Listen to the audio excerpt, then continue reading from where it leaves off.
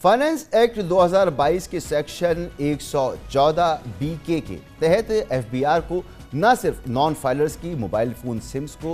बंद करने का कानूनी इख्तियार हासिल है, बल्कि इदारा इनके बिजली और गैस के कनेक्शंस भी मुनक़ता कर सकता है। ताहम PTA का कहना है कि वो कानूनी तौर पर सिम ब्लॉक करने के पाबंद नहीं, क्योंकि फाइनेंस एक्ट 2022 का इतलाक PTA पर नहीं होता। दूसरी तरफ मोबाइल नेटवर्क ऑपरेटर्स की नुमाइंदा जो तंजीम है GSM एसोसिएशन, उसने गुज़िश्ता रोज़ वज़ीर IT और टेलीकॉम शिजा फातिमा को एक ख़त में तशवीश का इजहार करते हुए लिखा है कि FBR का नॉन फाइलर्स की सिम्स ब्लॉक करने का फैसला उजलत में किया गया, जिससे टेलीकॉम सार्फिन पर मनफी असर पड़ेगा। इनकम टैक्स जनरल ऑर्डर शहरियों और कारोबारी इदारों को मुतासिर करेगा और मुमकिना तौर पर पाकिस्तान की डिजिटल तरक्की की पेशरफ्त में रुकावट बनेगा, जबकि इस अमल से पाकिस्तान आलमी मेयारात के हवाले से इलाकाई ममालिक से भी पीछे रह जाएगा। ये बहुत अहम मामला है और इस पर हम बात करेंगे। हमारे साथ मौजूद हैं मोहतरम जनाब ज़ीशान मर्चेंट साहब, माहिर टैक्स उमूर। बहुत बहुत शुक्रिया मर्चेंट साहब। FBR ने PTA और टेलीकॉम कंपनियों के खिलाफ अदालत जाने का फैसला कर दिया, क्योंकि उसने कहा था कि 15 मई तक सिम्स को ब्लॉक होना चाहिए उन लोगों की जिन्होंने टैक्स अदा नहीं किया। PTA कहता है कि कानून का इतलाक हम पर नहीं होता। आप क्या कहेंगे? देखें, बिस्मिल्लाहिर्रहमानिर्रहीम, इनकम टैक्स ऑर्डिनेंस में साल 2022 में इस शेख को मुतारिफ़ किया गया था कि जिसमें ये कानून है अब कि अगर FBR के लोग रिटर्न फाइल ना करेंगे, लोग अगर टैक्स रिटर्न फाइल ना करें, तो FBR के पास ये पावर्स मौजूद हैं कि वो उन नॉन फाइलर्स का जो है बिजली का कनेक्शन मुनक़ता कर सकती है, गैस का कनेक्शन मुनक़ता कर सकती है और मोबाइल सिम का कनेक्शन मुनक़ता कर सकती है। ये लॉ आज से 2 साल पहले आया था और अब जो लोगों ने जो इस साल का ख़त्म हुआ है साल 2023, जिन्होंने रिटर्न्स फाइल नहीं किया और जो FBR के मुताबिक जिनको रिटर्न फाइल करना चाहिए था और उन्होंने फाइल नहीं किया, तो अब उसकी एक आपने देखा है कि एक 5,06,000 कुछ लोगों की जो है एक लिस्ट पब्लिश की गई है और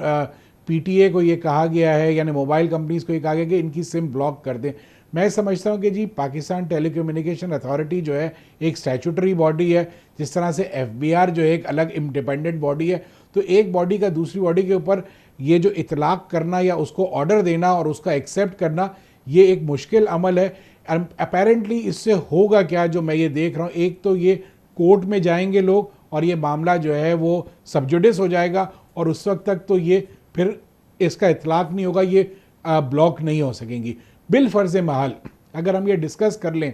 कि ये अगर 5,06,000 लोगों की सिम्स को ब्लॉक कर दिया जाता है, तो जब ये कानून बनाया गया तो ये मद्देनजर नहीं रखा गया कि इस तरह की प्रॉब्लम आएगी इसकी अमल दरामद करने में? असल में मसूद भाई, मसला ये है कि हम टाइम एंड अगेन बताते रहते हैं FBR से और हम उनसे कहते हैं कि जब आप कोई भी नया कानून बनाइए तो कम से कम स्टेक होल्डर्स को या टैक्स प्रोफेशनल्स को ऑन बोर्ड लीजिए, और जब आप ऑन बोर्ड लेंगे तो एक अच्छी चीज़ सामने आएगी। एक डिस्कशन के बाद जब भी कानून बनता है या एक टैक्स प्रोफेशनल्स के साथ आप उसको डिस्कस करते हैं तो उसके निटिग्रिटीज सामने आती हैं, प्रोज एंड कॉन्स सामने आते हैं और एक अच्छी चीज़ सामने आती है। अपेरेंटली इस कानून को बनाते वक्त जो है ये शायद डिस्कशन नहीं हुआ। अब इसका फॉल आउट क्या होने वाला है मैं आपको बता देता हूँ कि FBR को अगर एक एग्जाम्पल ले लें कि अगर ये जो 5,06,000 लोग हैं, अगर ये महीने का 100 रुपये टैक्स जमा करा रहे थे जो कि विदहोल्डिंग टैक्स में कट जाता था, तो अब FBR को 608 मिलियन रुपए सालाना बंद हो जाएंगे मिलना, चूँकि अगर एक सिम के ऊपर 1,200 रुपये सालाना है तो 5,06,000 रुपये के ऊपर तकरीबन 608 मिलियन रुपए का जो है टैक्स FBR को जो मिल रहा था,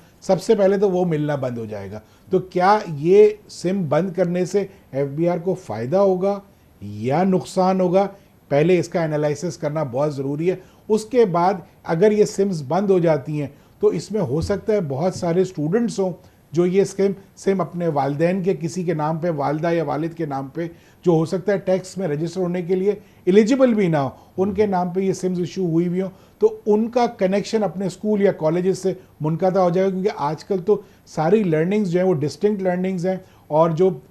होमवर्क्स या असाइनमेंट्स भी आते हैं वो अब वेब ऐप पे आते हैं। तो अगर ये ऐसी सिम्स को बंद कर दिया जाएगा तो न सिर्फ ये नुकसान हो सकता है, बल्कि अगर कोई छोटे मोटे लांसर्स हैं जो काम करते हैं, जिनको रजिस्टर होने की शायद ज़रूरत ना हो टैक्स में, उनकी इनकम लेवल अभी इतनी ना हो, तो उनका काम भी बंद हो जाएगा। जी आप जो चीज़ें बता रहे हैं बिल्कुल इसी तरह से हैं। अगर आपने कहा कि टैक्स एक्सपर्ट से बात कर ली जाती तो हम तो समझते हैं कि एफबीआर में खुद टैक्स एक्सपर्ट्स मौजूद होंगे और उनको इस चीज़ों को देखना चाहिए था। अब मामला ये है कि ये तमाम लोग वो हैं जो टैक्स नेट में पहले से मौजूद हैं, इन्होंने सिर्फ फाइल नहीं किया है, तो ताकत का इस्तेमाल इनके खिलाफ हो रहा है, वहाँ पर ताकत का इस्तेमाल नहीं हो रहा जो टैक्स नेट में लोग हैं ही नहीं। मसूद साहब, मैं आपको एक चीज़ बता दूं, आपने जैसे बात की एफबीआर में टैक्स एक्सपर्ट्स बैठे हुए हैं, अगर टैक्स एक्सपर्ट्स वाकई बैठे हुए हैं तो ये ताजिर दोस्त स्कीम बुरी तरीके से फ्लॉप ना हो जाती। अगर ये लोग बैठे हैं जो एफबीआर में बैठे हुए हैं इस वक्त, तो ये जो सेल्स टैक्स में एसआरओ 350 लेके आए हैं, जिससे आने वाले कुछ 1-2 माह में पूरा सिस्टम चोक हो जाने वाला है, ऐसी स्कीम्स ना आती, ऐसी अमेंडमेंट्स ना आती कि जिसकी वजह से पूरा सिस्टम और कारोबार का पहिया बंद हो जाने वाला है। मसला ये है कि कानून जब बनाया जाता है तो उसकी प्रोज एंड कॉन्स, उसका एनालिसिस किया जाता है, उसको पहले टेस्ट रन किया जाता है, फिर कोई चीज़ को इम्प्लीमेंट किया जाता है। हमारे यहाँ प्रॉब्लम यह है कि इम्प्लीमेंट करने के बाद जब उसकी खामियां नज़र आती हैं, सिस्टम्स बंद हो जाते हैं, फिर उस कानून को जो है रीविजिट किया जाता है। तो ये बात करना इस वक्त मैं ये समझता हूँ कि जो एफबीआर ने इक़दामात लिए हुए हैं, ये एफबीआर के अपने अगेंस्ट में जाने वाले हैं। होगा कुछ नहीं, जो टैक्स रेवेन्यू इनसे आ रहा था वो आना बंद हो जाएगा, ये सबजुडिस हो जाएगा मैटर, इस पे स्टे आ जाएगा, सिम्स भी चलती रहेंगी, एफबीआर का कानून भी अपनी जगह रहेगा। मसला सिर्फ ये है कि रूट कॉज देखने की बात है कि ये क्यों इस टाइप के इक़दामात लिए जा रहे हैं। पाकिस्तान को इस वक्त सबसे ज़्यादा ज़रूरत है कि पाकिस्तान के जो टैक्स बेस है उसको बढ़ाया जाए। उसको बढ़ाने के लिए जो है ये इक़दामात लिए जा रहे हैं। मैं समझता हूँ कि अगर कुछ छोटी सी बुनियादी चीज़ों को दुरुस्त कर लिया जाए तो टैक्स बेस ऑटोमेटिकली बढ़ जाएगा, जिसमें सबसे बड़ा इम्पेडिमेंट इस वक्त जो है वो ट्रस्ट डेफिसिट है between the tax payer and the tax collector. मैं अगर टैक्स नेट में आता हूं तो मुझे ये डर है कि वो मुझे एफबीआर पिछले अगले सारे गुनाहों की सजा एक साथ दे देगा। मैं तो अगर टैक्स एफबीआर के एक के बाद एक फेलियर जो नज़र आ रहा है, गुज़िश्ता जो निगरान हुकूमत थी उसमें मोहतरमा शमशाद अख्तर साहिबा ने कहा था कि एक रिफॉर्म्स का ब्लूप्रिंट बना के जा रहे हैं, एक खाका दे के जा रहे हैं, उस पर अमल दरामद हो तो बेहतर है। फिर वज़ीर आज़म ने कहा कि अप्रैल में एक इंटरनेशनल टैक्स कंसल्टेंट हायर हो जाएगा, वो भी नहीं हुआ। तो रिफॉर्म्स के हवाले से आपके पास क्या इत्तलात हैं?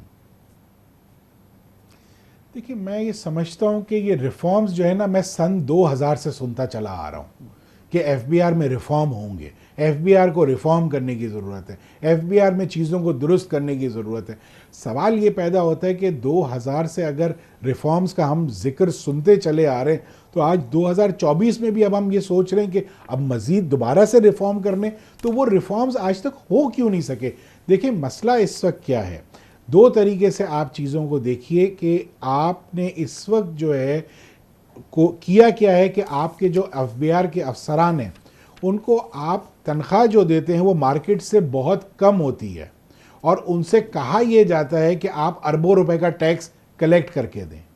ये नहीं मुमकिन है, ये हो नहीं सकता। आप जब तक, यानी जिसको आप कहते हैं कि मुझे ये कमा के दो और उसी को आप अगर पैसे ना दें तो आपके लिए कमाएगा नहीं, एक प्रॉब्लम। दूसरा प्रॉब्लम ये है कि आपने टैक्स रेट्स को इतना ज़्यादा कर दिया है कि आपके सिस्टम में आने से लोग डरते हैं। बहुत बहुत शुक्रिया आपका मोहतरम जनाब ज़ीशान मर्चेंट साहब।